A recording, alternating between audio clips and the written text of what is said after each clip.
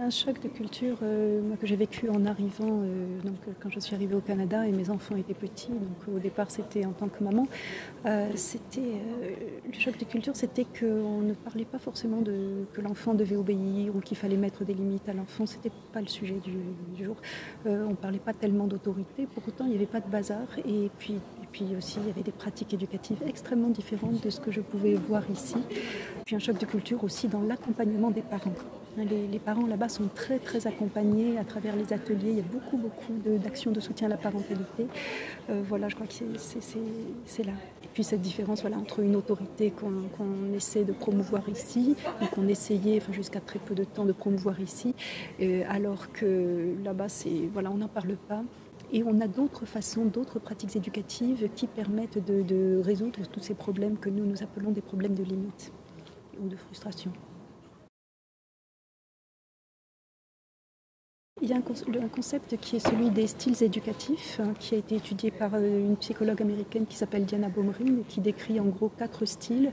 Je pense qu'on pourrait en rajouter un 5e d'ailleurs. Oui, il y a plusieurs façons et je pense que chaque parent peut se retrouver dans la typologie, alors que ce soit celle de Diana Baumrind ou si on en crée une autre, si on faisait évoluer la sienne. Je pense qu'on peut se retrouver après. Bien sûr, chaque parent est unique, bien entendu, et chaque parent aura son propre style. Mais il y a quand même des grandes catégories et chaque parent plus ou moins se retrouve dans une de ces grandes catégories.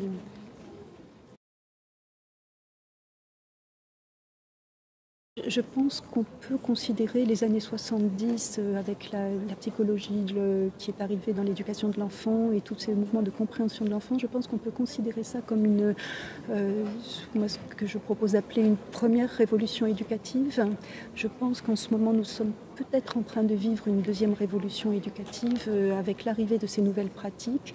Entre-temps, il y a dû y avoir un moment un petit peu de confusion, en tout cas quelque chose qui n'a pas bien tourné rond et qui s'est manifesté par ce discours extrêmement pressant sur l'autorité, mais qui est trop pressant. Bien sûr qu'un enfant, ça a besoin de limites, c'est évident.